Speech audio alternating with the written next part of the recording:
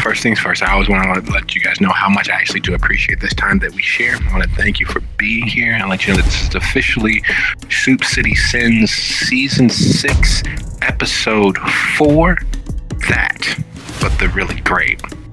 So, when we last left our coterie, the ramifications of the other denizens of our world of darkness, the other denizens that go bump in the night, things that have the ability to feed on not only the life's blood of living individuals, but the very soul essence that makes them what they are.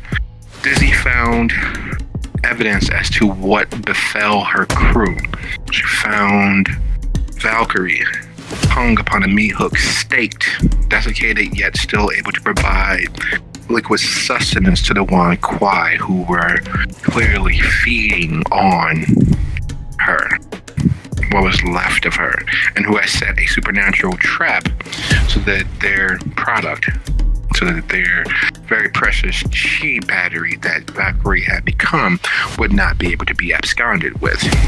In this moment of discovery, Alexander realizes that the three happiness, while very much the hellhole that Blue had spoken of, is so much more. And it's almost as if it has been filled with so many negative interactions and so much monstrosity from the other side that it itself exists in both places at once, in the same state of affairs that it is. It looks exactly the same in the Shadowlands as it does in reality. And that bleeding effect of the two is the reason why so many supernatural denizens are drawn to the place and fearful of it at the same time. While across the street, in the grand meeting hall of the Yin Rin Kuei, Lucio, Clyde, and Hestia realize just how much trouble Kindred are in, because here are beings and entities, the Yin Kuei, who are held at bay by the thinnest bit of control from the Yin Rin Kuei, the head Wu of Chinatown. And as the proverbial shit hits the actual vernacularly accurate fan, with the Yin Kuei gathered preparing to rend, destroy, and channel their darker impulses into mystical flame against the coterie, we began with that exchange of information, with the battle lines clearly drawn, and we'll start in alphabetical order. Alex, you watch as you begin making your way back up the stairs, as you've seen the results of you losing it. You know very intimately the effects that are left if you were to lose it, if you were to cut loose, disregard anyone else's life, and go full bore at a target. That is happening with such a sheer mindless ferocity that it is both awe-inspiring and a very dreadful, fear-inducing moment. You have never seen Dizzy lose her cool. You've seen her be angry. You've seen her talk slick and snide. You've seen her wittily respond and snark. But you've never seen her obliterate, not tear off, but obliterate a door in her path to wreak as much destruction as possible. Someone as small as she is, even as a kindred, should not be able to generate that much force. She has rended not only the door, but the two individuals who are immediately near at hand calling for backup. They explode as if they were balloons filled with blood as she sets on them.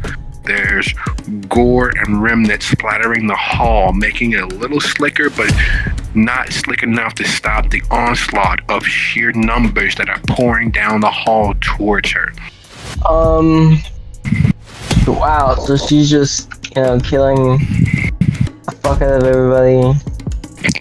Count the seconds. Each second that passes, another person or another Yin Kuei ceases to move. They are charging with drawn cleavers, knives. There's one person at the back. You can hear open firing of firearm, and that nothing seems to be slowing her down. However, you know that nothing lasts forever. Nothing is unending. Right, I think I'm gonna. And are more people just filling up the? More people coming, or is it just like there's a certain number of guys she's fighting, a certain number of people in her way? Initially, there were a certain number of people, but at this point, as people rush into the hall and see fallen comrades, see fallen members of their society, it is literally as if the very barbarians of Hannibal's anger are besieging the gates, and they're the Romans. And they're pouring and throwing as much resources at her as possible. Their whole goal is to make sure that she doesn't live past this night, that she does not make it out of here alive, that they are able to feast at least on the very clearly potent chi that is animating whatever she is. Alright, so two choices present themselves clearly to me. I can either try to go invisible and move through this and try to ensure the mission gets done, or I can throw in. You know what? Actually, I'm gonna do both.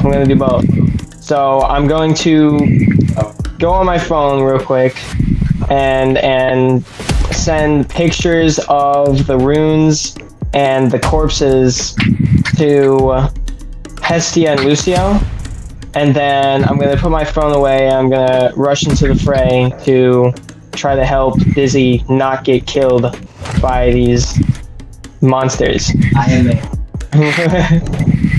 Okay, so that being the case, with the wall of force that Dizzy is moving through, the swath that she is cutting through this world and the next, as you leap into the fray, are you trying to maintain control?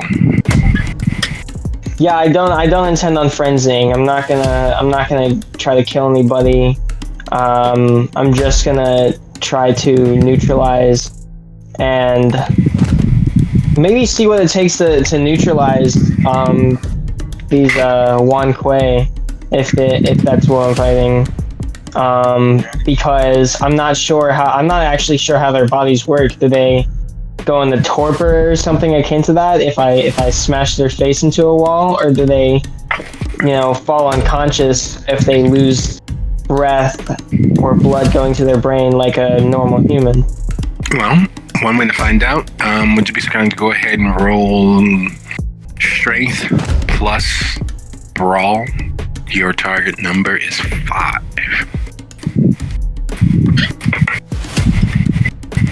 Is my hunger still 0? Yes.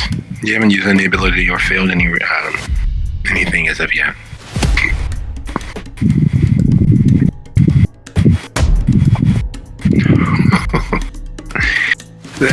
There are moments and times when you know that death is at hand. There are moments and times as a skilled martial artist and a person who has caused the cessation of life often enough in your previous life that it's just a sure thing. It is definitely that and more. And as you latch on to a leaping Yin Kuei that is going to attempt to bury its fangs into Dizzy in whatever limb or torso or whatever extremity they can get their fangs into, you grab him out of the air and shove him through the wall. Now, when you engaging in combat with a kindred, you're not so much worried about being splattered with blood unless, of course, you do a grievous injury. You're not so much worried about the softer aspects of that combat. As you bury him through the wall, your fist slamming through the bones in his chest, the ribs cracking under the sheer skilled and tactical assault that you level at him, the splatter that coats your fists and splashes across your face is surprising, because the moment that it touches you, there's a chill that settles in. There's a soul-chilling sense of dread that settles in. Would you be so kind as to roll your wits and your occult? Or if you've experienced what it's like to be immersed in Lucio's shadow, that's exactly what you're feeling now. Well now. Hesha sent you all the message that they feed on chi. One of those factors is there's red and black, basically. There's chi of life, living, breathing, filled with dynamic energy. Then there's black, which is that's filled with death. It's the stuff of the other side. It is the part of them that makes them, a few of them seem corpse-like. It's the part of them that makes that connection with the other side and their battles in hell all the more real, and they can't escape it. They carry it with them. Seems as if whatever he had in store for Dizzy was the very touch of the grave, and you are awash in it. You are consumed by that darkness, by those shadows from the other side. The weight of oblivion is beginning to seep and seek into you. You have roughly 2 actions before you need to roll a resolve and composure, and it has begun to seep into your very marrow, but it is oozing over you. It is beginning to cover you. As you look over your shoulder, you realize that the same thing is happening to Dizzy. As she rends and tears, one limb flying here, a jawbone flying there, the splatter and mess and the carnality of everything that is washing over her lets you know how much of a danger your souls are in. This really is what you thought, a hole into hell.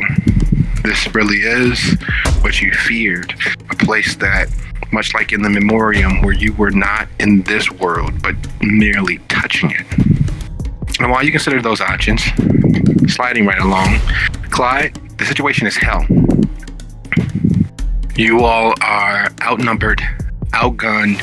You know that they have access to fire. You know that they intend on feeding on everything that you all are. And you also know in your heart of hearts that Sun Che, if she really has to choose, would definitively choose to feed on everything that makes you mad. All of the 100 voices in your head.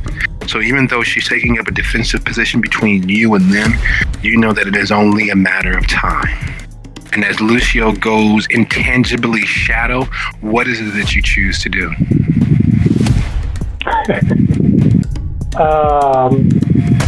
Well, first I say my battle cry for Canaryville. Yeah, I don't know where it's at. It sounds fun. And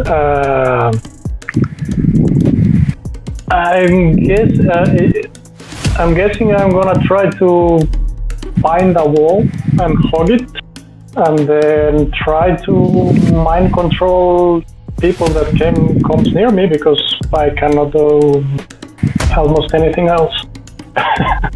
Okay, so your idea is to put as much distance between you and the coming onslaught of one Kuei as possible. Now, when you're attempting to mind control, is it more of a wide area effect? Are you machine gunning it and trying to demand them to stop, to crawl, to do the electric boogaloo? Or are you kind of trying to target what you see as the heart of the line of assault that's flowing in your direction? Where are you attempting? Oh, the people that's in front of me, I'm gonna try to manipulate them immediately. Yes.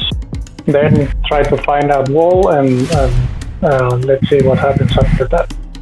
All right, sounds like a plan. I don't have my cheat sheet, so I have to go a little low tech with the book here. Would you be so kind as to give me one quick second? Because let me take it that you're going to be using your mass hypnosis.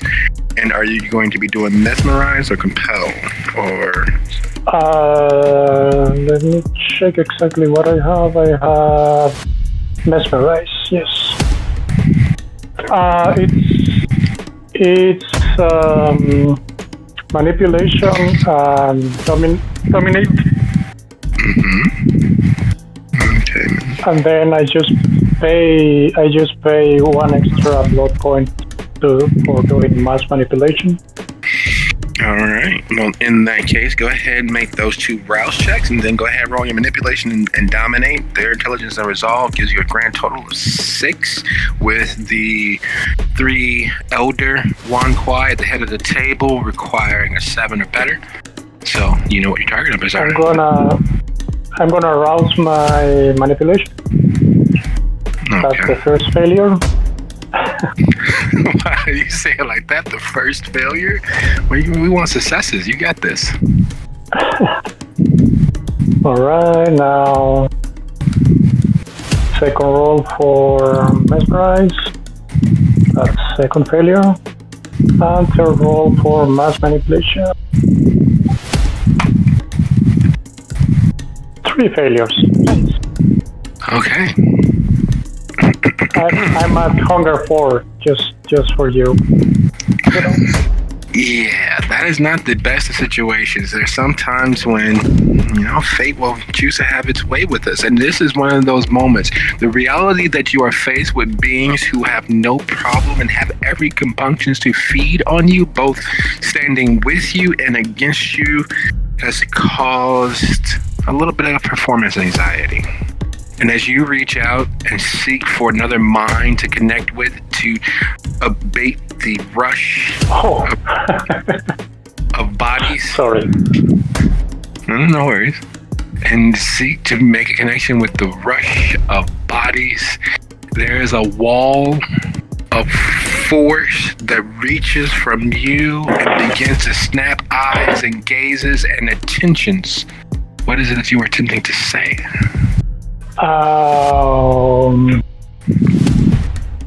gonna tell them to. I'm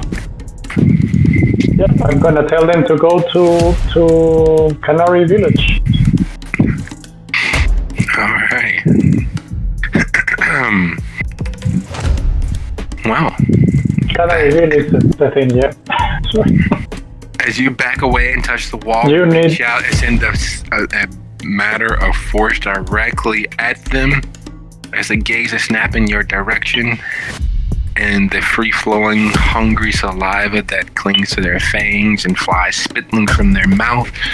We switch over to Dizzy.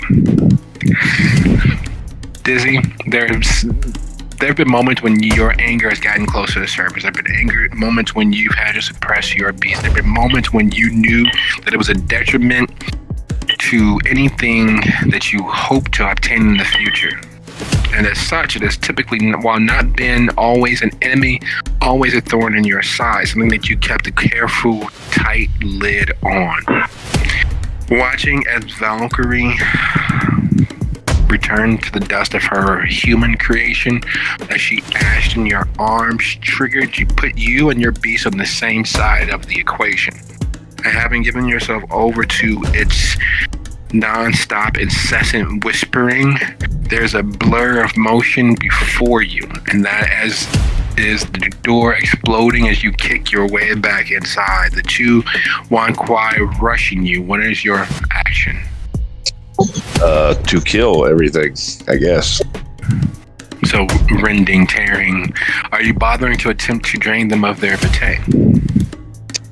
I remember she was at 3 hunger, so I'm sure that's going to become an issue rather quickly.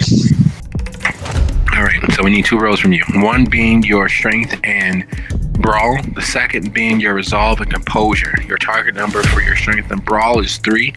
Your target number for your resolve and composure, unfortunately, is a 4.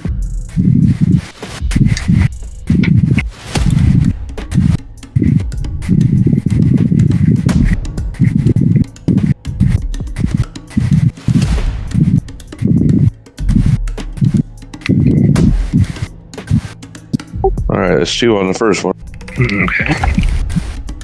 And it was resolve and what? Resolve and composure.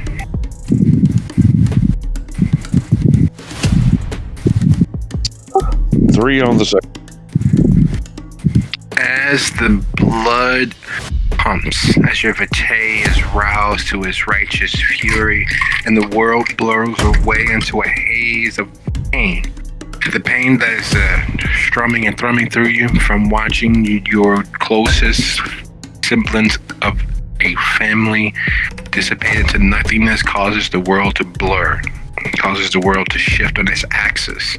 The ground beneath your feet seems far less substantial.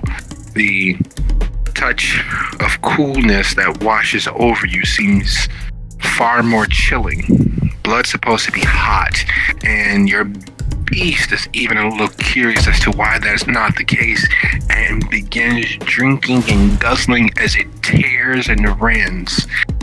There's no grace to your actions. There's no skill. It is the first martial art there was.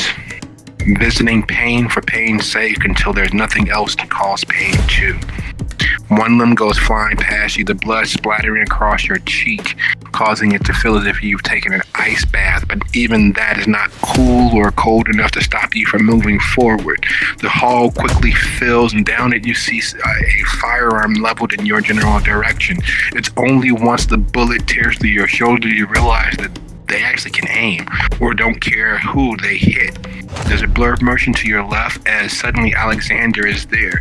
And much like you are mildly cognizant of the shadow play happening around you. Would you be so kind as to go ahead and roll your strength and brawl to see this one Kuei that is in your grip, do you drink him dry? So I have enough of myself that I could arouse the roll. Yes. I don't get hungrier at least. For all the good it did. Oh my goodness. Do you have any occult? I do. Okay. Would you be so kind to go ahead and roll wit and occult?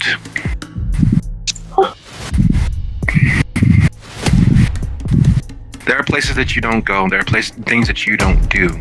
You've done both of those things. As its blood coats from your lips to your stomach in a sheet of ice. You've been close to that before. You've been close to drinking a living thing to the point of death and beyond before. You've never drunken more than a sip past that death because it's cool and chilling and it tastes of the grave, and there's a superstition that if you drink dead blood from a person whose soul is going to their just desserts, that a portion of you goes with it. And that's exactly what you're drinking. You're drinking the just desserts of a person who has gone to the other side. You're drinking the essence of death. You're drinking the essence of the darkness where that city was as you, Gaz, Austin, Noe, were transporting the lodestone from Indianapolis to here. That city, that moment, that engagement is what you're drinking. You're drinking the very ichor of the other side. And you know that with as much as you've consumed, there's only one recourse that's going to happen to you. Much like Noe, who sampled, you're going to end up in torpor. You're going to fall. And when you fall, a lot of these individuals, the lot of these one Kuei will drain you dry after carving their little strange tattoo sigils into your flesh and hanging you on one of those meat hooks to keep you here long enough to drain everything that you will ever be. All right. Well, hopefully the beast agrees with me that we're done now and we need to leave. The beast thinks you can take them. You've already drunken death. You can take them. You can make this happen. They deserve all the pain that you're going to give them. Is what is echoing, is what is pushing forth, because enough is never enough when dealing with the beast. Life is never enough. No matter how much you drink down, no matter how much death you deal out or are a victim to, and having given it lease and vent, it does not want to relinquish its hold on your actions moving forward. Forward, always. There are two I things will- you can do. I will attempt to convince it that revenge is better protracted than uncompleted. And as you wrestle with your beast, the easiest way would be for you to exert all due will and control over yourself to trigger an immediate response. I spend the will and use it to escape, or you can engage in a battle of wills with your beast, which would be your willpower roll versus your resolve and composure as a total, as your target number. And while you consider your options and what lays ahead of you, Hestia, Lucio has turned into that thing that caused the ending of several dozens of lives of thin blood. That thing that wrestled with a kindred elder and drug it damn near into hell. Lucio has unleashed the very real potential to wreak carnage. Normally, the sight of it, for most people, causes them to doubt their chances of success. It causes a pause. It causes a rethinking of the options of their lives that had led them here. As Lucio goes intangibly shadow, the beings on the other end of the table, instead of being caught off guard and gasping, bare their fangs, and you see what looks like they've swallowed several neon lights. So what is it that you would choose to do? No, that's not good. What I was hoping for is before Clyde kind of cut away from me and Lucio went fully to shadow, she would have definitely made intentions clear that they were running. They're not staying.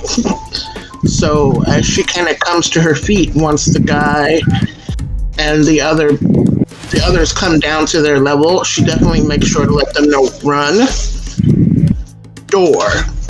They're going out the door if they can get to it, because they're less on the door side than there are near the window. Otherwise, they would go out the window. So as she kind of comes to her feet and tells them to run, she reaches for the bottom of that heavy wooden table that's between them and kind of like flings it in their direction and then links for the door.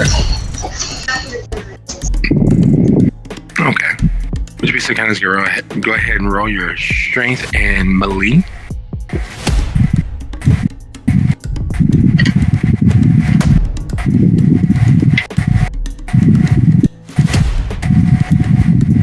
The table is far heavier than it should be. It is clearly that it is a living antique and had been carved with love and care and consideration over several years to get it to where it is now.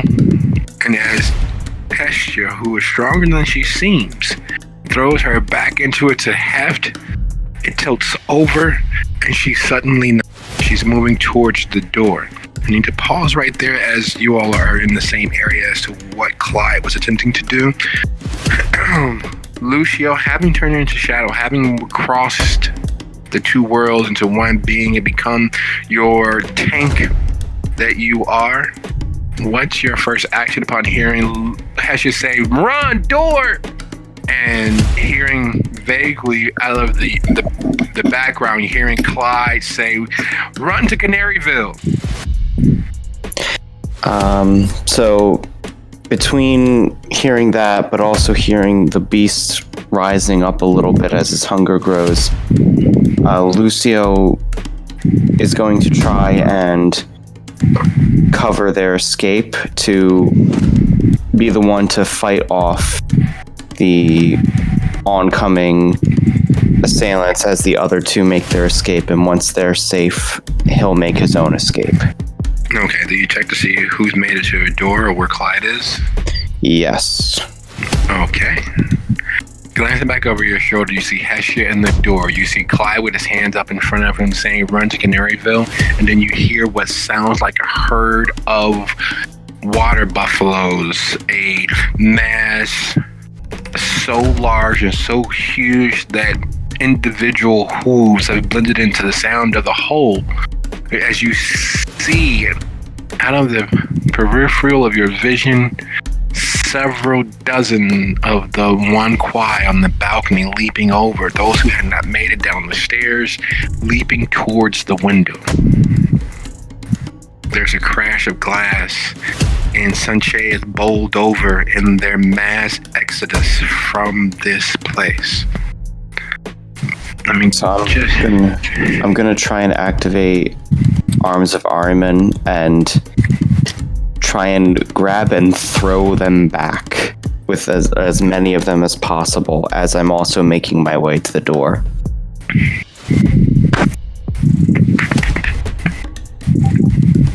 I do not get hungrier. Did you need me to roll something? You're attempting to use the tentacles of death, the tentacles from the other side, to corral them from leaping out of the window? Or at least prevent the ones closest from us from pursuing us. Okay, so you grab those few who have not been laid sway by Clyde's very clearly potent mental influence as they go leaping from the window, and the others who manage to survive the tide of their brethren and sisters, and instead of being bowled out of the window or bowled over, who are making their way forward to consummate the act of draining you all of as much chi as possible. That would be a strength and oblivion roll for me. Strength and Oblivion? Okay. 8. 3. Yikes. You have corralled and strangled others. The merest hint of a thought that they need to stop and they need to not be near you immediately connects.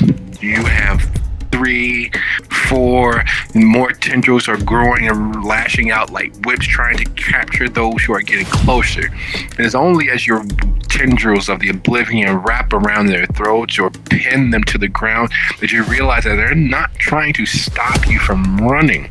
Their attempt to close the distance was for something far more dastardly.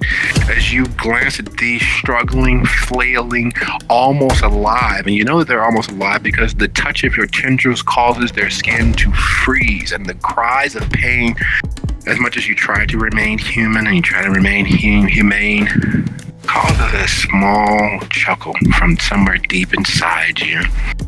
And their screams and peals of pain is followed by your own, as their screams erupt from them and gouts of flame. Would you be so kind as to what is your Oblivion rating? Total. Oblivion is 5 dots. Okay, go ahead, roll that for me, please. Am I including hunger in this one? No. I would like to use 1 willpower because I don't trust this roll. That's better. Okay. You would stand the onslaught of pain as these gouts of flame erupt from them, tearing through tendrils and cutting through your center mass and spilling over your feet. You realize that the flames that they are somehow summoning are far more real than they should be. It is cutting both through your ephemeral shadow form as well as your actual body. You feel it on your skin. You feel the heat. You've never felt anything when stepping into shadow. You've never felt anything. Yet here it is, your skin, you can feel your skin bubbling and blisters emerging. You manage to keep from screaming, but just barely. Hestia, would you be so kind as to roll your dexterity and athletics, adding your celerity? Clyde, would you please do the same?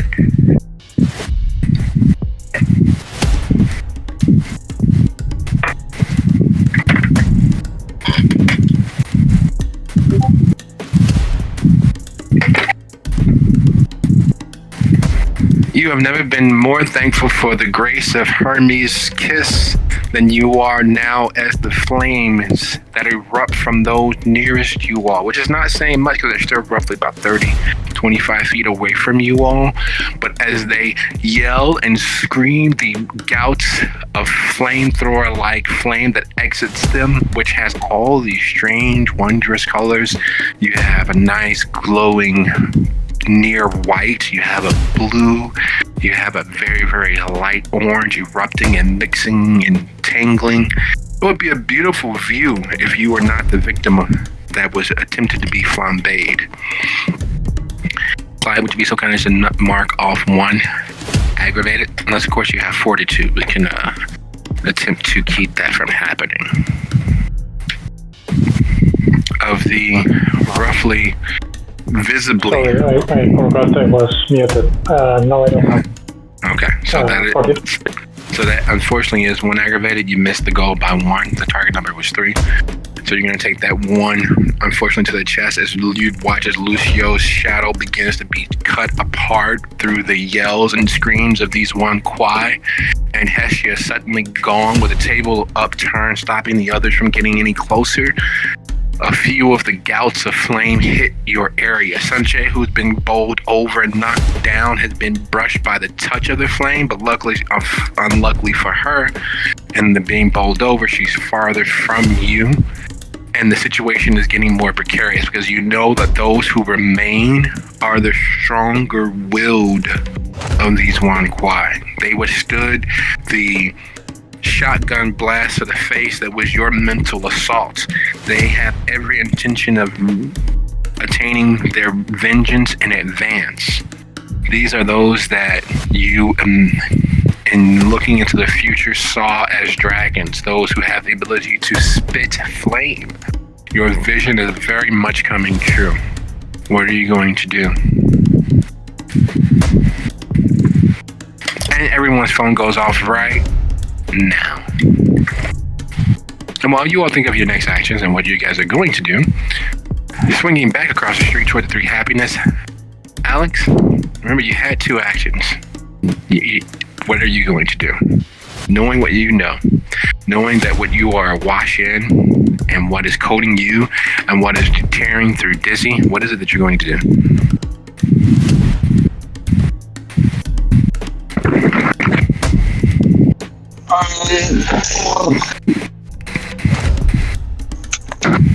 Let me check my abilities real quick so I can remember them. Yes. Can I see who is killing me and like starting to destroy me? Is it just all of them? It is the blood that is washing over you. It is whatever they had transmuted their blood into. It is the very real touch of the other side that is spilling over you and dragging you into hell. Much like you have the ability, well, depending on what you've learned from Hestia, to turn your blood into acid. It seems that they have a similar ability to turn their blood into gateways into hell.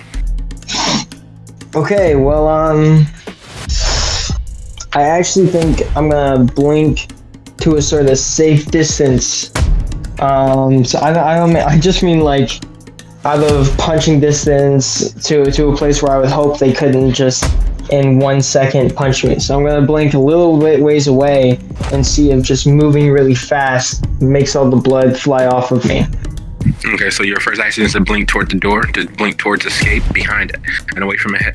I don't know what I'm not gonna leave. I want to be able to like stay and watch and see if this works, and then if it does work, my plan is to go back and grab Dizzy and actually, you know what? There's no point in like not trying to grab Dizzy and leave right now. So I'm actually gonna be like, yeah, I'm gonna grab Dizzy. I'm gonna say we gotta go, and I'm gonna try to blink both of us out of there. Damn. Now that I think about it. Okay. Strength and brawn with your celerity as bonus, and Dizzy as the shadow blur that is Alex moves towards you, are you attempting to do anything of your own? Are you attempting to shake things off? Are you attempting to, or are you trying to master your beast so you don't end up tearing up whatever happens to you when you come to a stop? Yeah, I'm trying to retake control at this point, spending a willpower point or something to not attack Alex, because I assume that he does not mean me harm. Well, as long as he's not clumsy, no harm and no foul. Because if he's clumsy and falls into you and sends you through the cheap drywall of the restaurant, sending you flying into God knows what, God knows when, yeah, there could be a little harm, but not by intent. So, dropping a willpower, you have the ability to do whatever you wish for one action. What is that? I will attempt to bring down the wall or something to put a barrier between us and that which is attacking us. Okay. Go ahead and roll. Do you have potence? Oh, yes. All right, excellent. Would you be so kind as to go ahead and roll strength plus melee plus potence? Oh. All right, so summoning the righteous fury of every Kyle that you've ever known, you reach out and dig your fist into the wall as Alex hits you with his body and takes you and him back and away from this congregate damnation that is the Yin Kuei, who are flowing like water of destruction in your direction. You bring down one wall blocking the hallway, the other you merely damage, leaving drywall and broken wood timbers in your wake. But rejoicing doesn't come to mind as you all make it out the side door and the parking lot behind you over the fence. You hear the sounds of breaking glass as what looks like a very human and fleshy avalanche of Yin Kuei come pouring out of the window of the building across the street. You can see what looks to be a light show happening on the second story where they're all pouring out of. And in consideration of the very real fact that there's literally an avalanche of mortal and immortal Yin Kuei pouring from the second story window, as some of them land with the grace and skill of catch, and others land with the grace and the skill of falling water buffalo. Hestia, you've never seen anything do much damage to Lucio. You've never seen the tank that he is suffer. He's wrestled elder kindred into their early graves, yet the shadowy tendril form is having holes burned through it.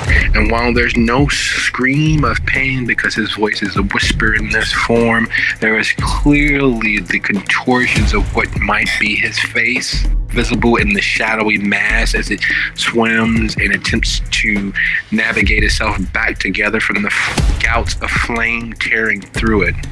While you hear a very crispy, cordite scented Clyde over your shoulder as he had backed against the wall. What are you attempting to do? How close am I to Lucio? Did he get any closer to the door before that all happened? You're about 15 feet from Lucio. You're about 10 and a half feet from Clyde. You can only blink in a straight line, or can you do a circle?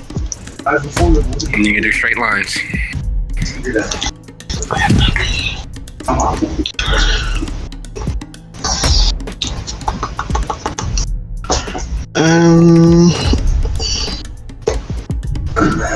Yeah, I gotta grab Lucio. I don't know what it's gonna do to me damage-wise, but I have to get him out of there. And I know I'm the fastest, as far as I know, so... yeah, I'm gonna snag Lucio and blink back towards the door, kind of hopefully dragging Clyde along in the process as I get closer to the door. So you're going to run to Lucio and try to blink back towards the door? No, I'm blinking to Lucio. Because running there is it's gonna take me forever. So blink to Lucio, grab a hold of whatever I can because he's in shadow form, so I don't know what I'm gonna hit. Grabbing him and then try to blink back to the door, and in the process, hopefully Clyde will have run through. All right, so I need 2 rolls from you, and the reason why we hopped over Clyde and Lucia, you were the only one that managed to escape the initial gouts of flame from these one Kuei as they spit flame into your general direction. So would you be so kind as to go ahead and roll 2 rolls from me? The first, of course, being dexterity and athletics to avoid the gouts and spittle and explosive bursts of flame that are coming from these individuals who are fighting for not only their lives, but for their dinner, for their daily bread. And the second, of course, is going to be your strength in brawl versus Lucio to try to grab something and pull him with you towards the door. Clyde, being burned is never anybody's idea. Knowing that it's not just flame and fire, but knowing that it's actually their spit, it's actually their viscous fluid, knowing that it is some internal combustive material that's covering you. What is it you're seeking to do? How far am I from the door, and how many people are between the door and me? You're roughly 10.5 feet from the door. The only person that's in the doorway right now is Hestia. Try to go to the door. All right, dexterity and athletics for me. As you push yourself off the wall and begin lumbering as quickly as possible towards the door to evade and dodge beneath all of those very destructive, lovely flames that are issuing forth in your general direction. I'm screaming like, this shit's burning me. Oh yeah, it is. And while that is happening, Lucio, you've never met anything or anyone who has had the wherewithal to reach across the veil and touch the very important central mass of that darkness that you've become, that issues forth from you, that touch of the other side. However, it seems that the Yin Kuei deal with demonic, devilish, and dark things far more often, as there are holes in your shadowy form. Without too much thought, you know that there's only so many more of those blasts your form might be able to take. And if you remain shadow, is most assured that they will be burning away larger and larger portions of you. What is it that you're seeking to do? So I think at this point, I've hopefully bought enough time. I'm gonna try and make my escape with everyone else. We need to get out of here ASAP. Are you taking the window or are you taking the door? I will take the door. You turn and begin to move toward the door. Do you maintain your shadow form, or do you shift back into a more physical form, which would give you the more skillful opportunity to duck, dodge, dip, and dodge the gouts of flame? Or do you remain in your large amorphous, being burned from you shadow form? I will return to normal, because it'll also... Well, masquerade isn't really a thing right now in this situation, but I think being able to dodge and avoid those attacks is probably better for right now. As you materialize, as you summon your flesh back from that otherness that you become when you become shadow, when you step into it and allow the darkness to consume you, as you turn and sprint in the blink of an eye, Hestia is there in front of you, grabbing you by... Are you wearing a belt, or is she grabbing you by your trench coat and dragging you forth? Most likely the trench coat. You know that Hestia has skills. You know that she's able to deal with spiritual things. The fact that she is moving faster than you can actually view details at, she has blown away your frame rate. You are at the door just as Clyde is trundling forth just ahead of you. The only way to move forward would be at his pace, unless you and Hestia decide to do something else. And at his pace, you all will definitely 100% have at least another engagement, as you can hear this table being slid out of the way, as you can hear the screams of pain from what you did to them beginning to cease. There is still the sound of feet upon people, upon bodies trundling out of the window, falling to what should be their death, considering they're landing on necks and chests and backs, but they're still, those still under the full sway of Clyde are pouring out of the window, while those not swayed by Clyde are attempting to make their way to and through the door to get to you all, to prohibit and end your flight from this situation. Where did we leave the car? Kind of left us. With that issuing remark from you, Clyde, you do realize that you do remember that you sent Arsenio to drop the other half of the Molotovs at the parking structure in Harper Court. Yeah, I was gonna ask where's my mom. Well, I dropped off the second half, so you haven't received the text, but you're pretty sure that your stealthy agents across the street would know where the car stopped to let them out so that they can... And as those thoughts hit you all, and you all make it street side, Hestia... By the way, did I take damage last round? No, you took one. You took one egg, unfortunately. Okay. And it seems as if we've lost Hestia, but hopefully she comes back online shortly. You, Lucio, Clyde, Hestia, you guys are staring across the street as you make it out of the door at Dizzy and Alexander, who are able to view you all escaping from the door as a, again, veritable avalanche of one quiet flash pours out of the second story window. Okay. So, Hestia just dropped a line. Her internets have dropped. We are 29 after the hour. It's a little early for us, but we could take a quick 10-minute and then be back here at 39 after the hour. Sounds good. All right.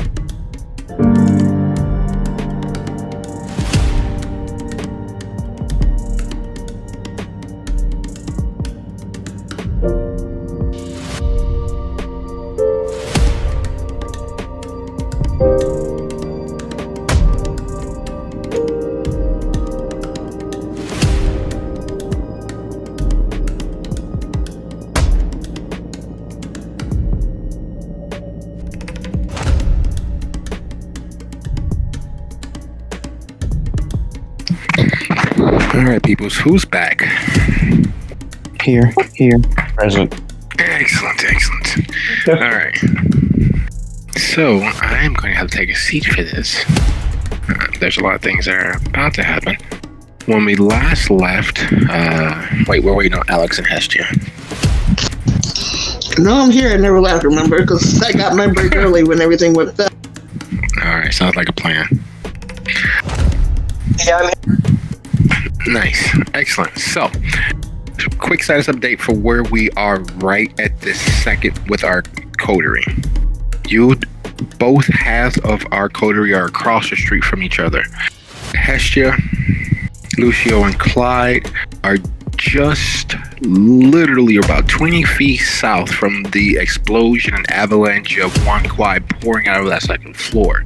Behind them, coming down the stairs, are 4 strangely upwardly mobile, leaking and savaged one Kuei, 2 of which were clearly in the grips of Lucio's shadow, the other 2 having fallen behind but just caught up.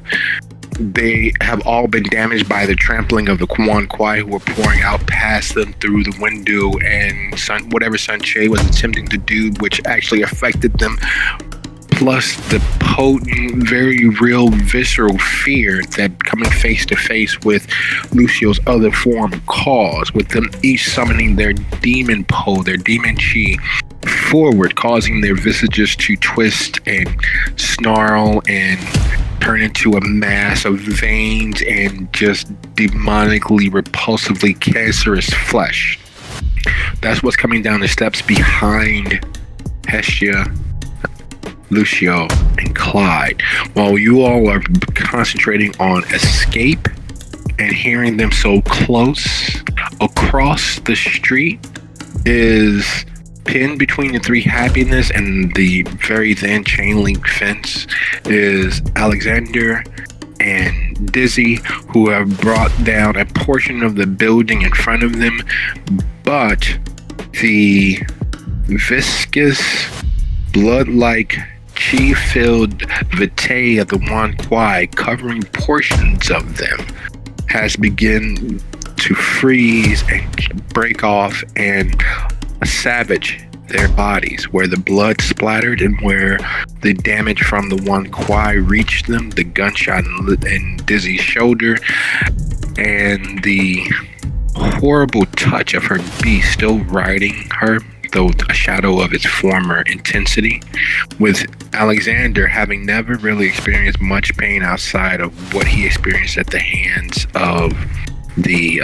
Akashic arrow, being frozen alive in his flesh, and the most important minor detail, the realization that part of Clyde's plan required Arsenio to drop half of his stores of mollusks and the like at the parking lot on the other side of that chain link fence and make his way to Hyde Park, roughly 25 to 30 minutes away without traffic, means that you all are on foot.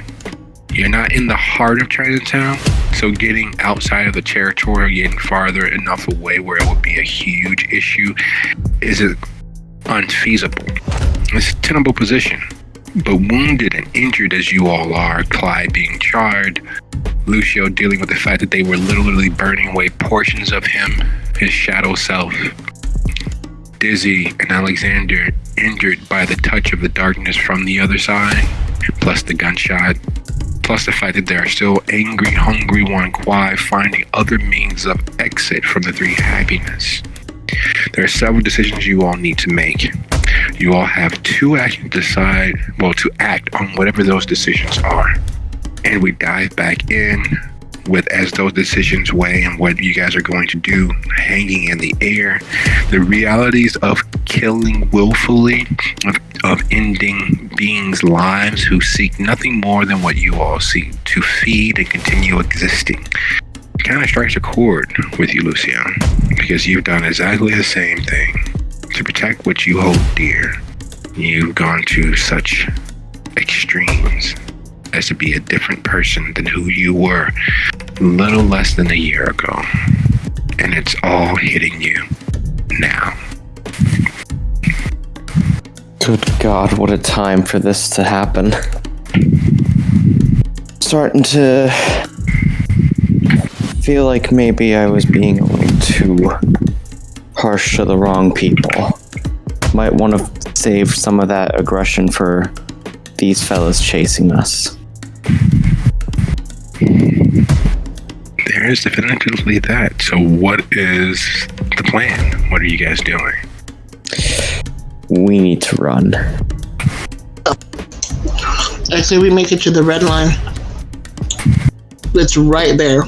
Sounds like as good a plan as any. Any port in a storm? Yes, let's go. Shit is burning. Let's go, on the double, to the red line. Alex, Dizzy. I think we're gonna leave too. Yeah, but Dizzy's probably gonna hop that fence and put the bomb between her and them. And should she happen to, I don't know, drop her lighter as she's moving through the bombs, that might be something that happens. Okay. Well, let's start in alphabetical order.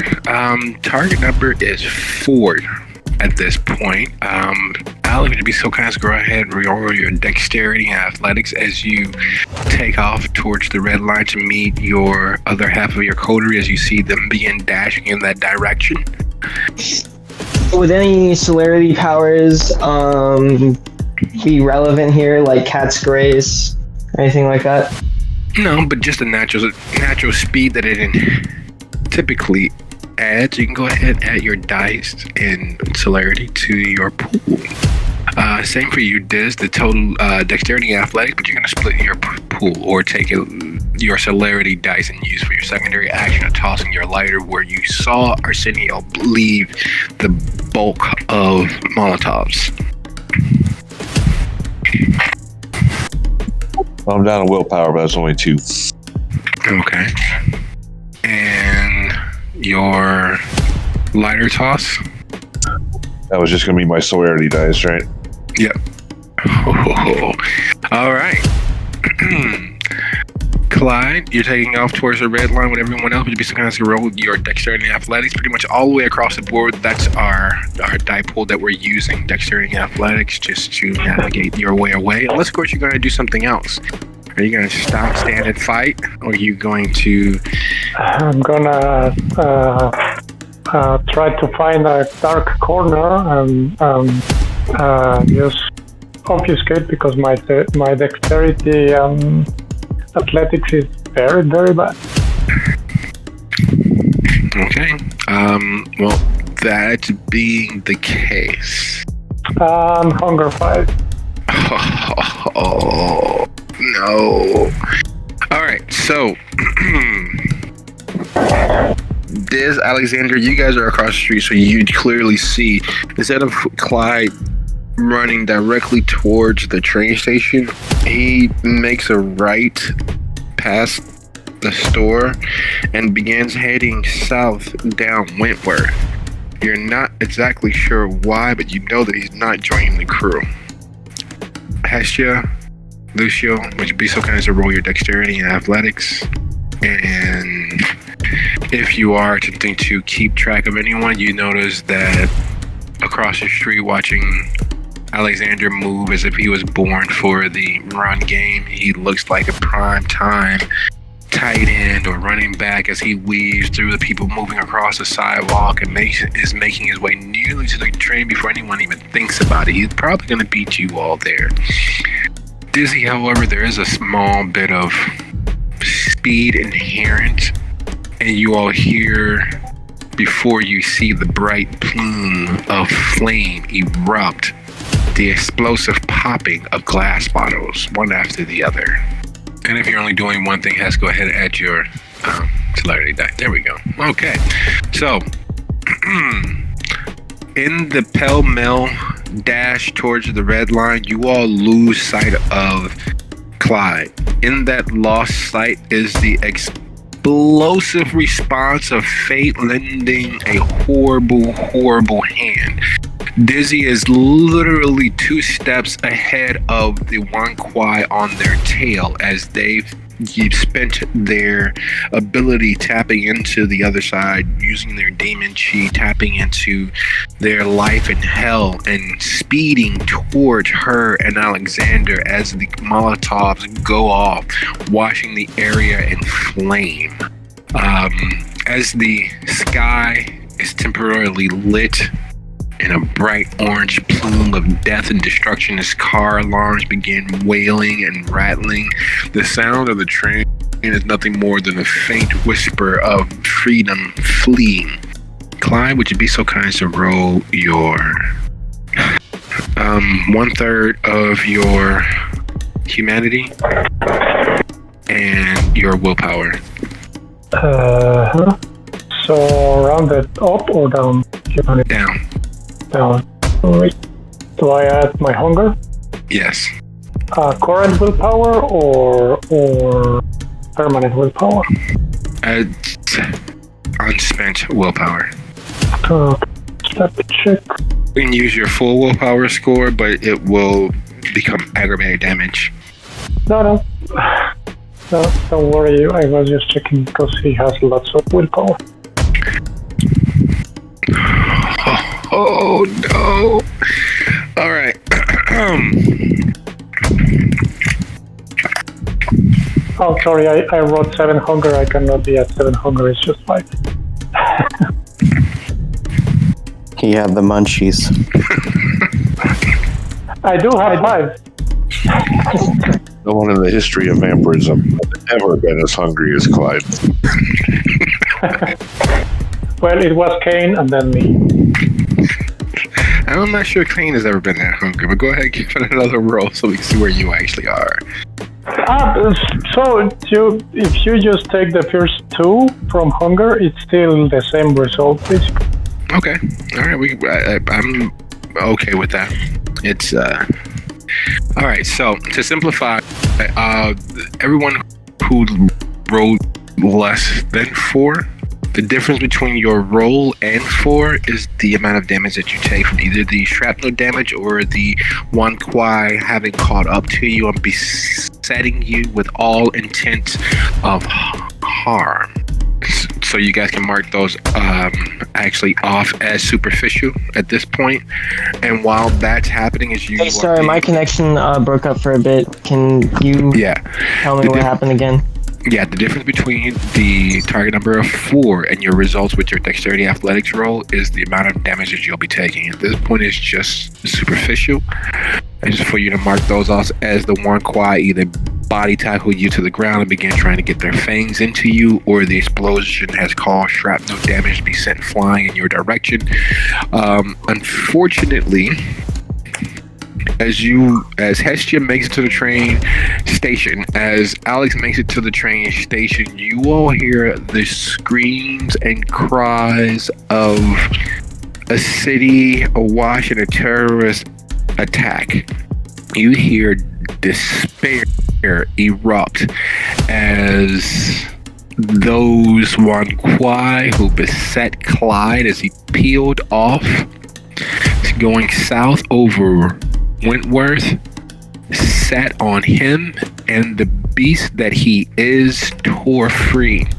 There are several moments worse than losing control of your beast, and they all start with someone that you know losing complete and total control of theirs in a population center, being beset by enemies, fighting not only for their life but their continued existence, with the beast wholly in the driver's seat. And that's what you all witness as people flee north off of Wentworth, and you hear a very reminiscent roar to Clyde's voice tear through the night. Even atop of the sound of car alarms and the train leaving the station above your head is the sound of grief and torment. Lucio, having not made it to the train, you can look to your left, which is south of Wentworth, and watch as Clyde is tearing through the one Kuei that's sat on him, and the human's near enough to grab. Lucio shouts out, "Clyde, stop! Get a hold of yourself!"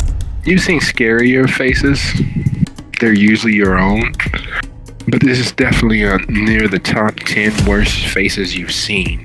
It is so infested with the touch of the bestial that the only thing that even seems remotely human about Clyde in this moment is his ears.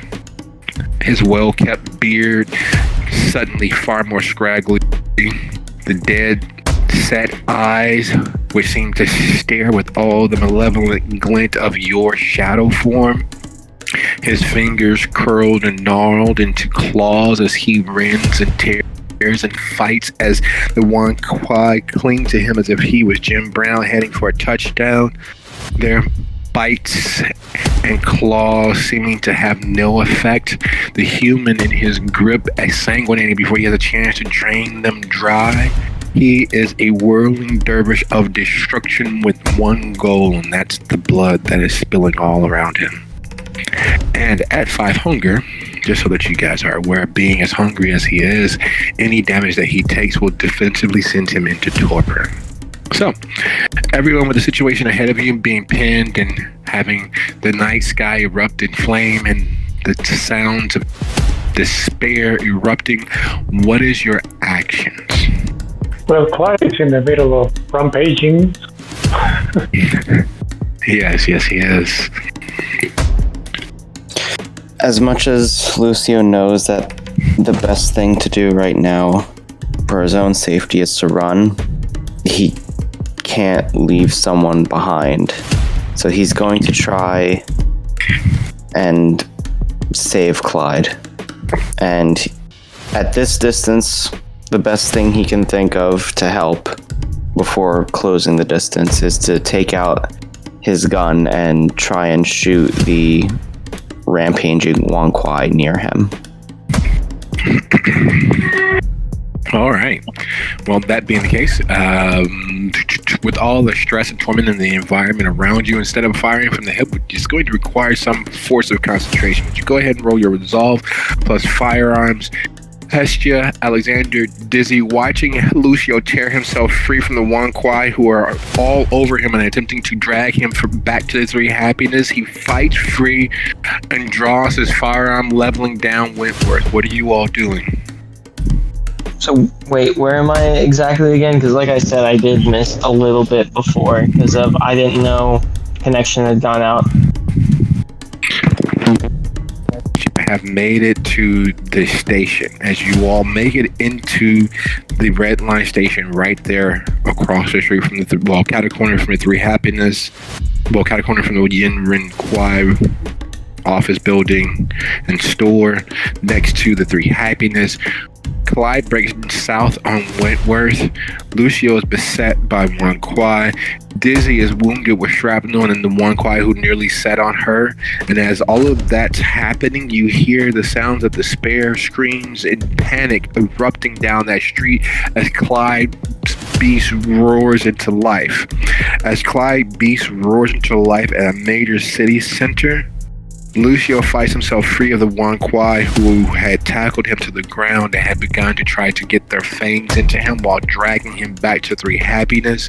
He draws his firearm and begins aiming south on down Wentworth where Clyde disappeared down. You can't see all the way down Wentworth from the train station, but you can see far enough down because you haven't made it upstairs to the platform. You can see far enough down to know that Clyde is on a rampage. You know that Clyde's beast is in full control of him with nothing but mortals and Wan Kuei near at hand. Are the humans near Clyde's rampage? Yes, Clyde is definitely on a rampage. 100% so. And there are humans nearby? Yep. Okay, well, holy cow. How many Wan Kuei are near him? Well, the two that beset Lucio and the one that was behind him, leaving one to pursue Hestia, which means it's nearly to the train station. And I see a Wan Kuei that's pursued Hestia? Yeah. Okay, well, I'm gonna try to run and grab that one to keep it from getting to Hestia. Okay, go ahead and roll your dexterity and brawl. And Dizzy and Hestia, what are you guys doing with as all hell literally breaks loose? Even more so than it already had. Well, where am I exactly? And am I pinned down or? You are pulling the fiberglass piece that had lodged itself into you from the explosion of the Molotovs, which set off the car alarm, blew up the nearest car, and obliterated the Wan Kuei, which was nearly on top of you as you made it halfway across the parking lot. And you're not in the train station yet, but you are half the distance between the three happiness and the train station, which means you're able to see down Wentworth enough to notice that Clyde has lost his ever-loving mind and that Lucio is aiming in his general direction as he fights free of the Wan Kuei near at hand. All right, but I'm no longer being pursued, right? No, you're not. And if you look toward the massive conflagration of hellfire you unleashed, yeah, the insurance companies throughout the entire three-state area near Illinois will not be happy. Well, they shouldn't have killed my friends then. I will begin to concentrate on Clyde. It's going to take a few minutes, but I will summon him to me, because if he's closer, I can help him better. Okay, so you summon your bloody angel routine and try to pull with the weight of your presence, Clyde, in your general direction. Yes. Okay. Would you be so kind as to go ahead and roll your charisma, persuasion, and presence? And Clyde, what's your total willpower right now? 6.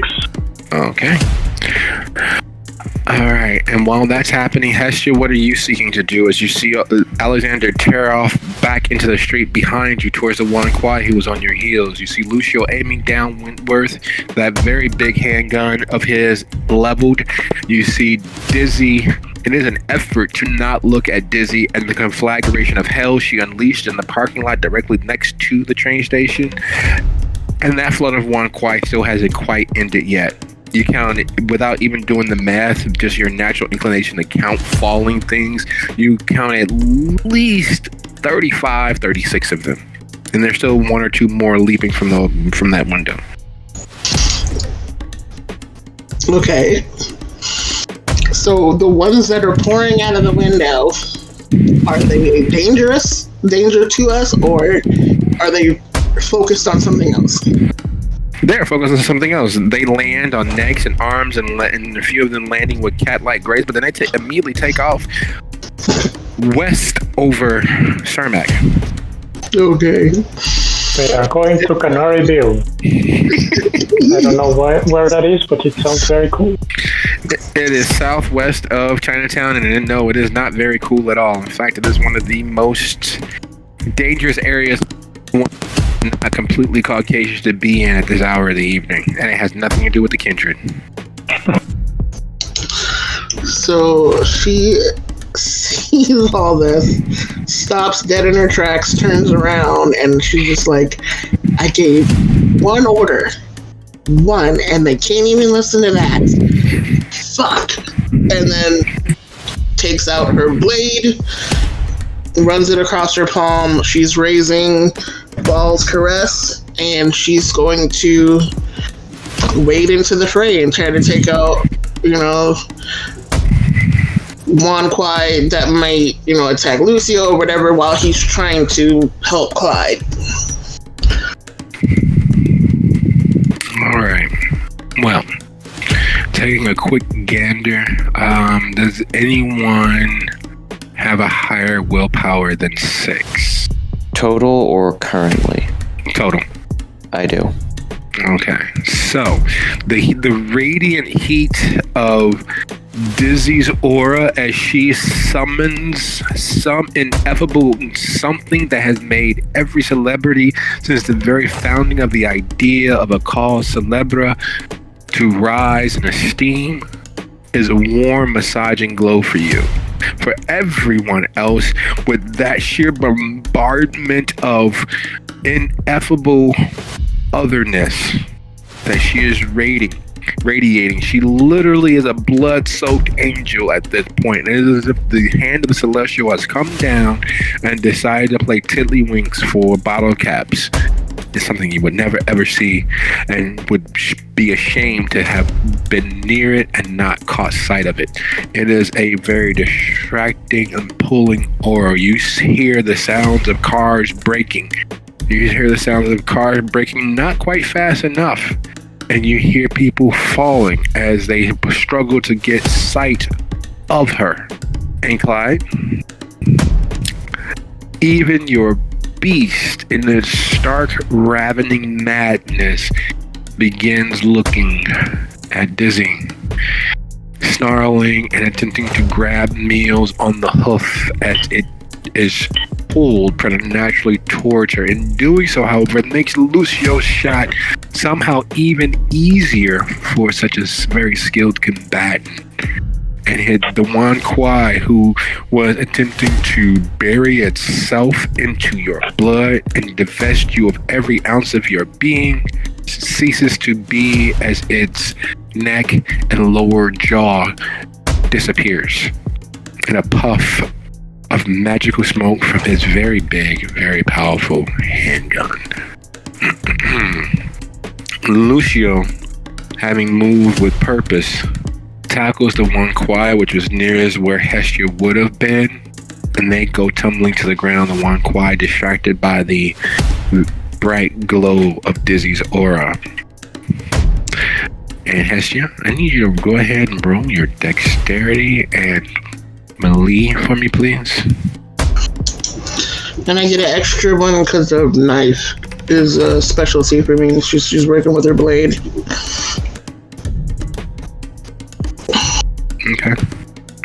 Average 1 to 3. Okay. This is becoming a habit.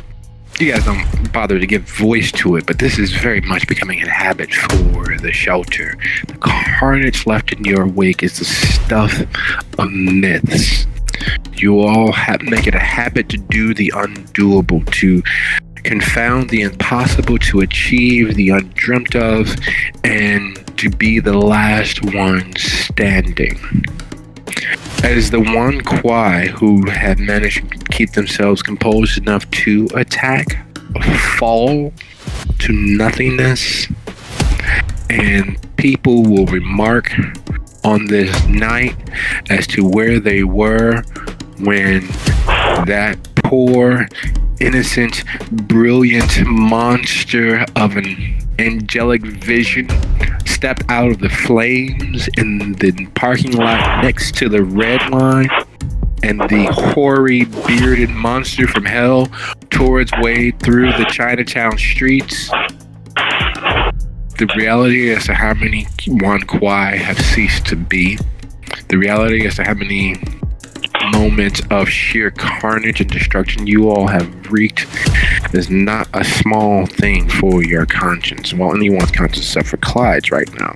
Because even as his beast is drawn towards Dizzy, the very real, very satiating kind between where he is south on Wentworth and where he's attempting to reach the parking lot at the mouth of Wentworth become fodder. They become Capri Suns. They become juice bags.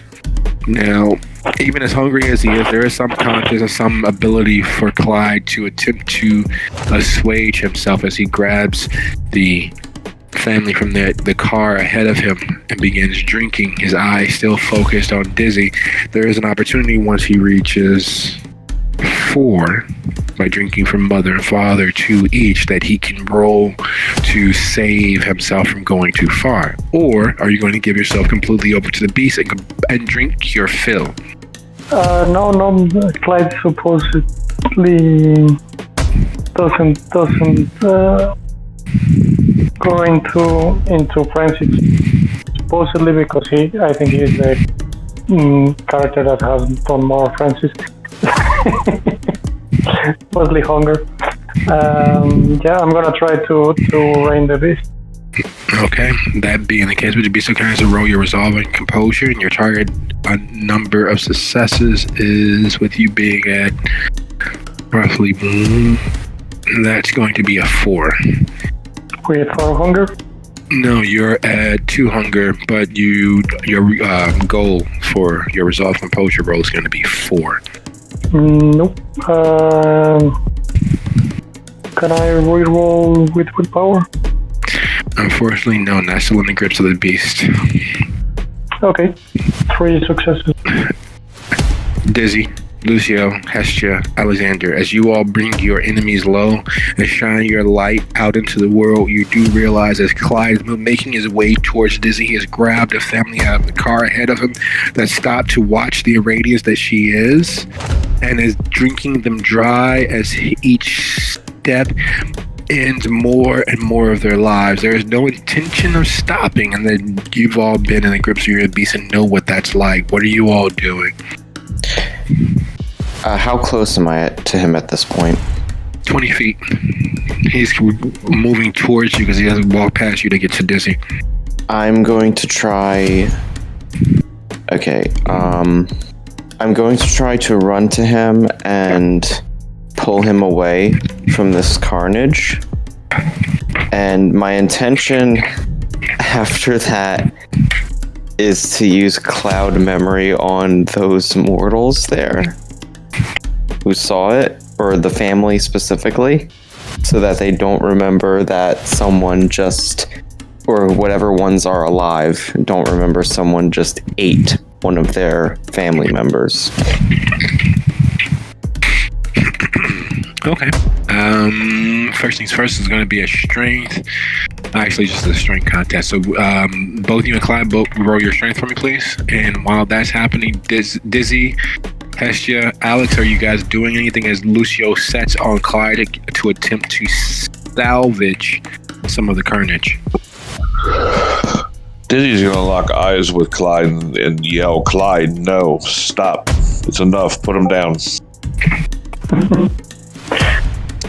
I don't have any dominate. He's looking at me anyway. Okay. Take out the roll newspaper and snap him in the nose. Lucio, re-roll that with the additional bonus of Dizzy attempting to sway Clyde mentally.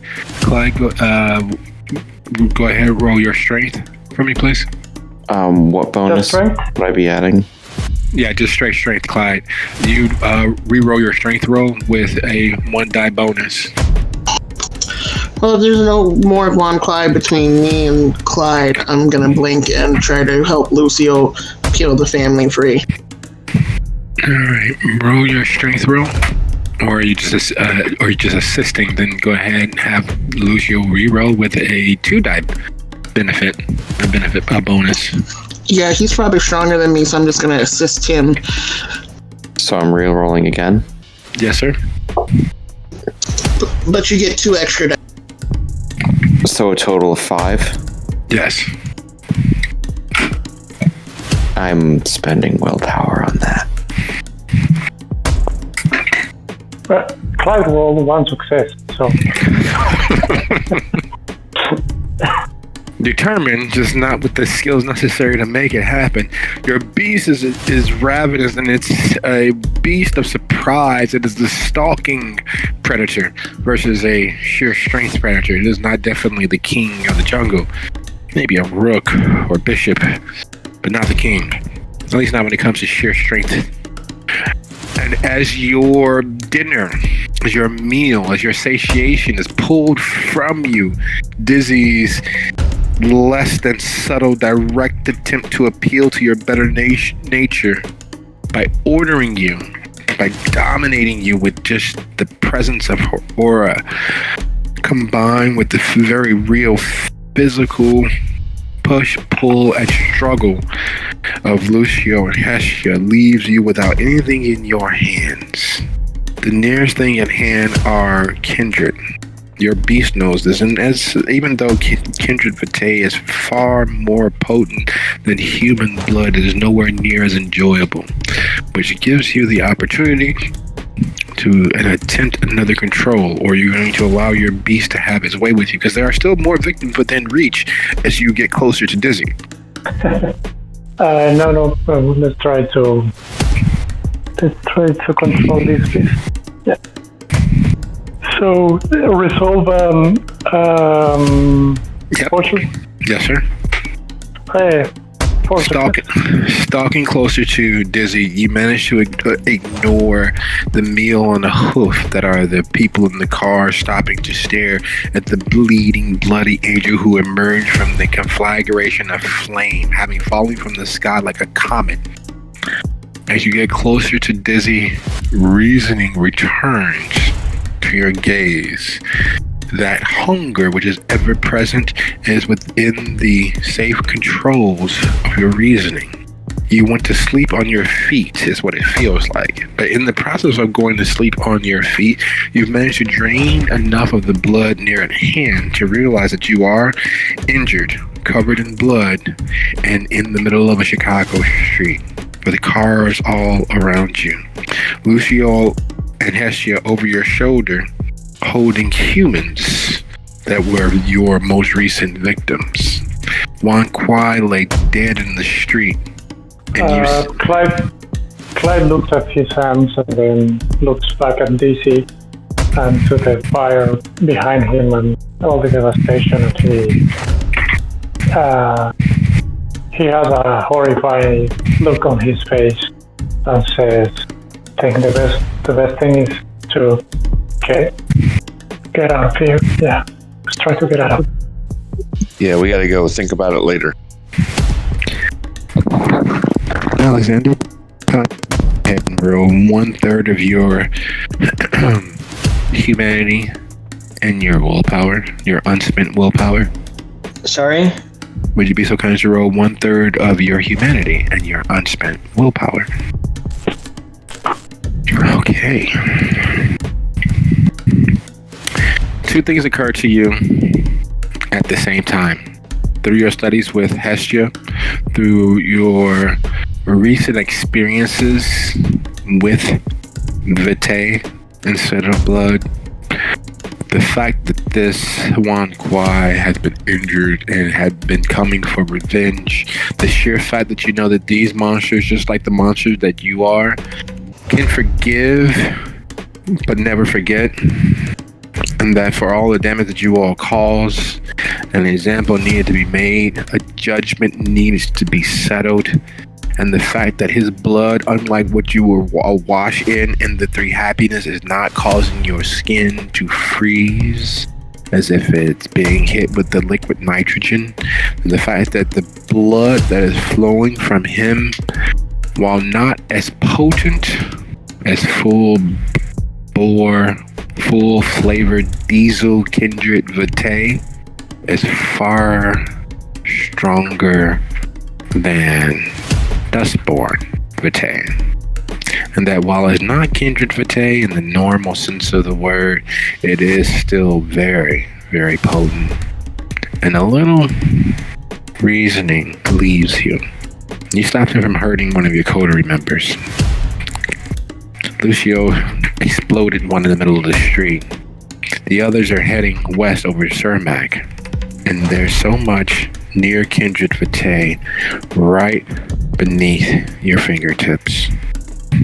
All of this to say, it's Miller time. So is Alex gonna start having a few drinks? Oh yeah, he's having more than a few drinks. He is having himself a full more. And as Clyde comes to himself and contemplates the ramifications of his actions, and Lucio and Hestia fall in side by side, making their way back towards Dizzy, you all realize why Alexander did not help, why he did not assist, why he did nothing. And it's because he was face deep into this very soul of this particular Wan Kuei. Would you be so kind as to go ahead and roll a strength and brawl roll for me, Alex? And I'll go ahead and roll for Mr. Wan Kuei. Really? Alright, so in the last few hours, you all have been privy to far more diablerie than you have the entire time that you have been undead. And these few moments is no different. Tearing your face away from the remains of the Wan Kuei, you expect it to immediately begin to dust and ash into nothingness. Instead, the corpse, because that is what it is, gets cold almost instantaneously. And while you know you don't hear it, you swear you hear as the being this was screams into hell like a comet falling from the sky. It very much was Vitae light. It very much still had an alcoholic kick. It very much still did not satiate that need, that want for more evil doer, evil kindred Vitae. What are you all doing? I know it's a weird question, but is there a taxi anywhere near us? Like, you know, you said all the cars stopped. Is one of them like a taxi or maybe like an Uber? No. Family cars. There's a Citroen. There's a BMW. There's the cross country that the family that Clyde divested of their blood, sitting back on the street. Is that family alive? Or any of them? That family does still have living members. Clyde, if you were to absolutely pick male or female, which would it be? Probably male. All right, so the mother is still alive, the kids are still alive, but dear old dad, having been grievously beset upon, is in far worse condition than the mother and is all but exsanguinated. The BMW sounds nice. Everyone in. That was my, yeah. Because I can't get blood right now. My blood's poisonous. The person that's behind the wheel of the BMW, I'm just going to compel them to get out of the car and not report it until a week from now. Well, now, look at that. Would you be so kind as to roll? Give me 1 second. I'm a little low tech right now. It's charisma plus dominate. Unless they are a human and unsuspecting, then it's an automatic success. Yep, go ahead, roll charisma and dominate. Not as a gauge of your success, but just how successful you are. Because this is a terrible area to be kicked out of your car in. They all, thanks to Dizzy, weren't completely facing Clyde, but the fact that there are dead people in the street, there's an explosion or a comet landing, and it is hell on earth. They'll be reporting you a couple of hours early, but they definitely get out of the car. Yeah, man. Hey, bye. Nice to see you. As you all pour into the BMW, who's driving? I'm pretty sure I'm just bloody out of everybody. What was that? I'm sorry, it kind of broke both. I said Dizzy can, but it's up to, I mean, if someone else is getting in before she does, then... Yeah, I'm the least bloody out of everybody. So, if anything, push comes to shove, I look the normalest out of everybody. Okay. Without beating the horse that's died in front of us overly much, as you all escape the area in a stolen BMW, black on vanilla seat, the reality of what took place and how close you all were to death and how much death you all visited upon the world is not a small weight to carry. Pragmatically, you did what you had to. In reality, you didn't have to do any of it. At least that's what your consciences are telling you. That's what your beast is arguing against.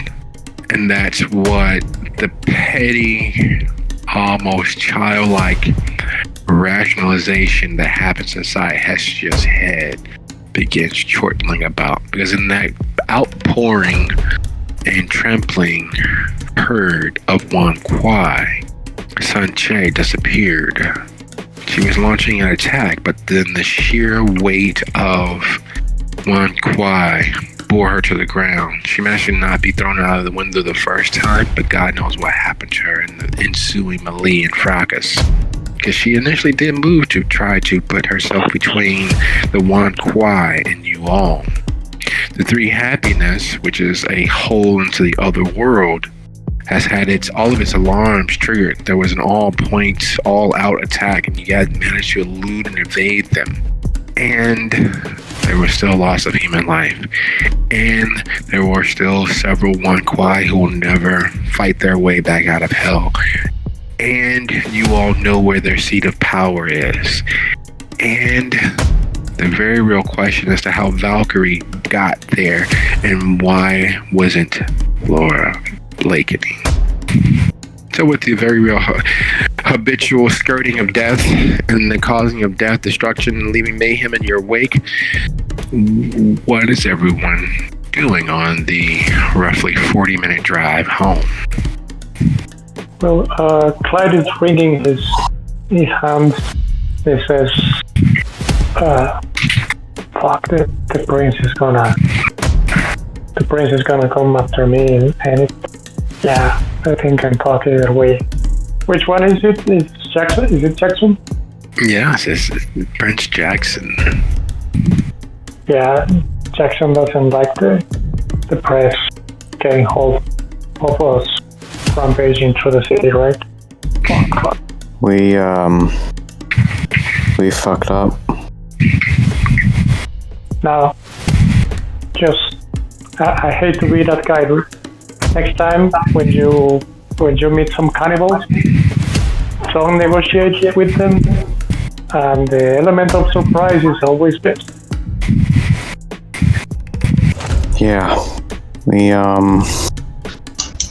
We would have been fine negotiating if whatever happened at the restaurant hadn't happened. Speaking of which, what the hell happened at the restaurant that set them off?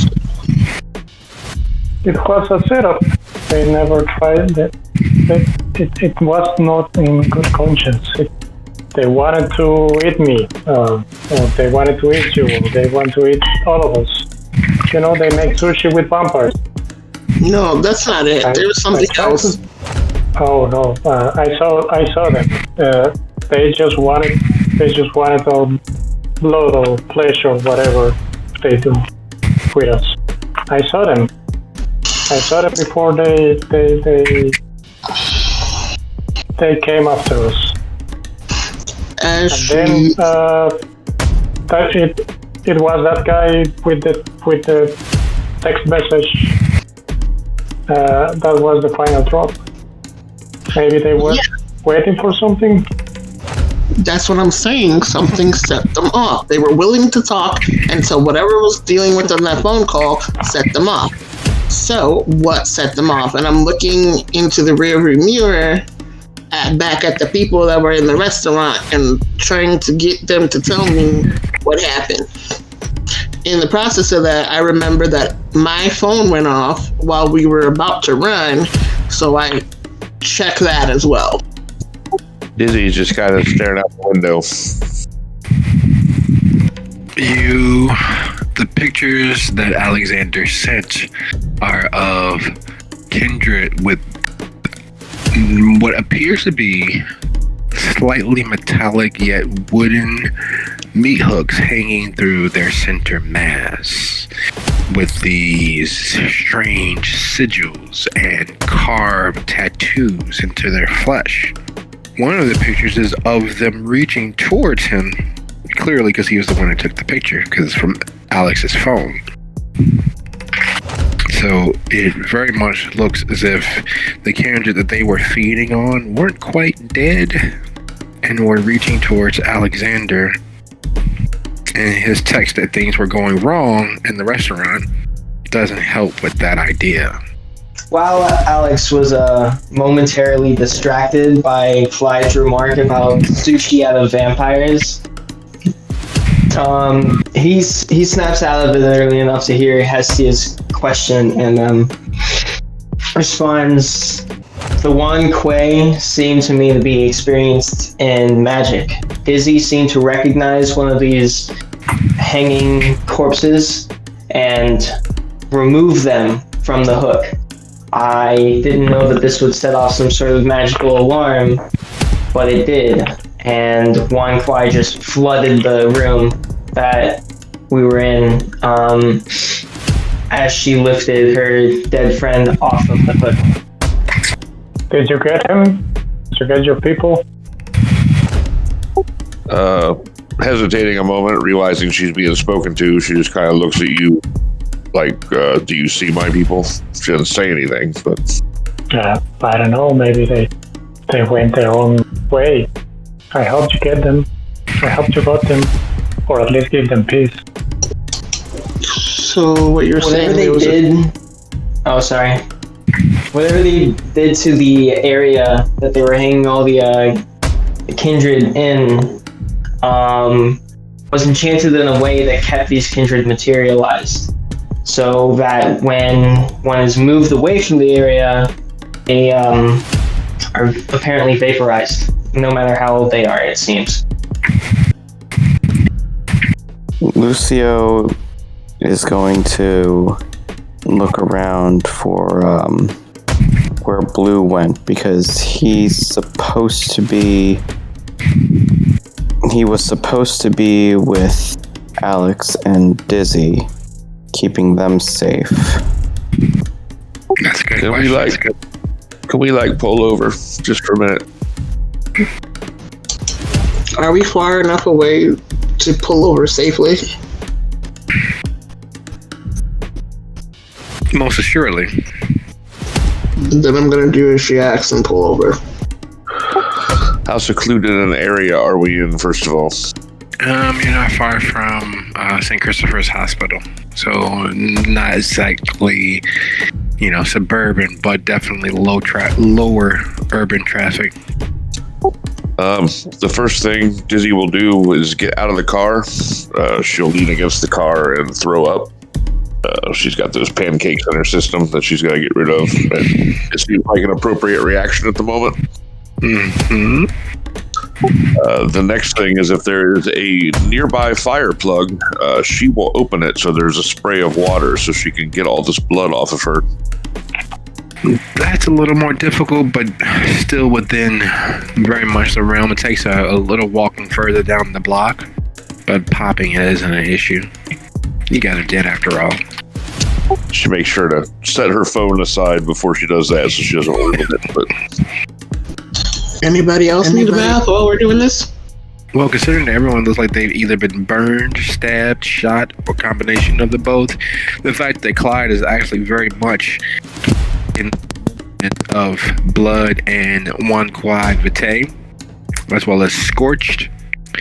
There are still scorch marks across Lucio's torso and leg from where the dragon's breath from one quad touched his shadow form, and the very real splattering that was the mess left after Alexander fed deeply.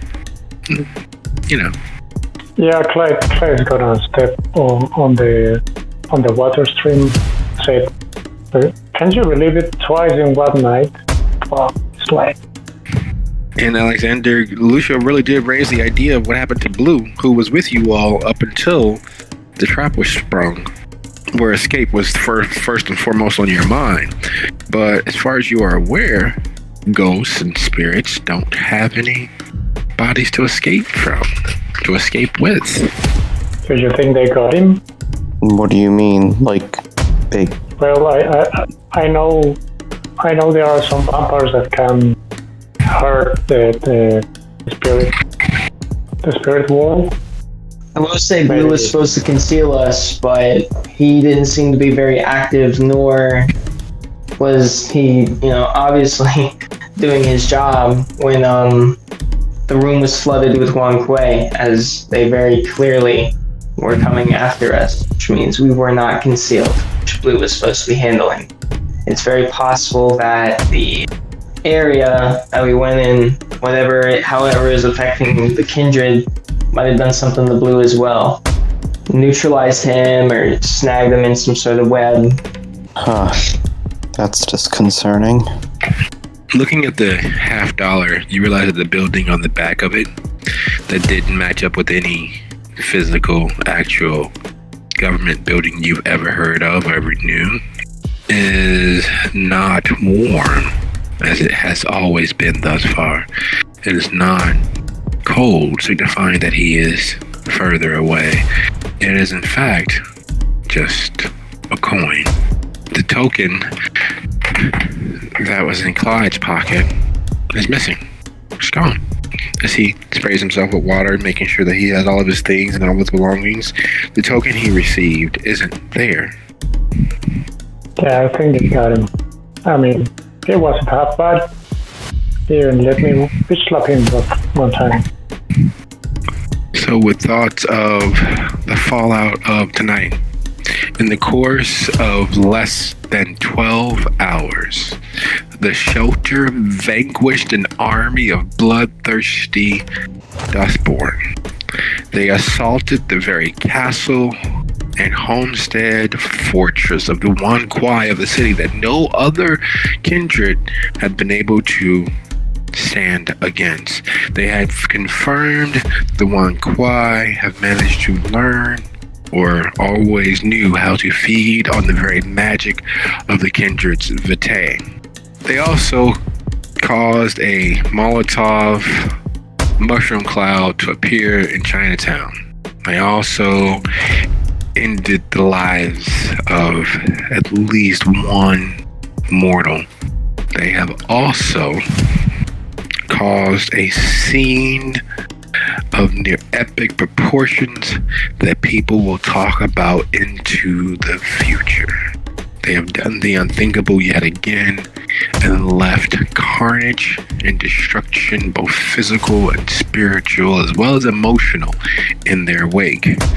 And the thing that comes to you all pragmatically and tactically on top of all of those things, Clyde's initial assault, his initial mental blast to secure your exit took effect on 3 of the most elder Wan Kuei, sending them from the area before the destruction fully took root, which means they are alive and well and aware as to who and what you are, as well as to how deadly you all can be.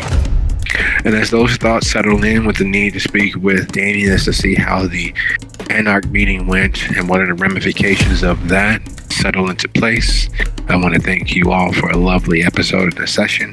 Congratulations for surviving the death trap you all threw yourselves into, and I look forward to seeing what the effects and ramifications of next week's episode is. Have a nice night, guys. Good night, everyone. Good night. Night, guys. Thanks. Yep, thanks for the session. Sorry that Alex can't stop eating vampires. That's gotta be kind of worrying. Me and your acidemia is like Pringles.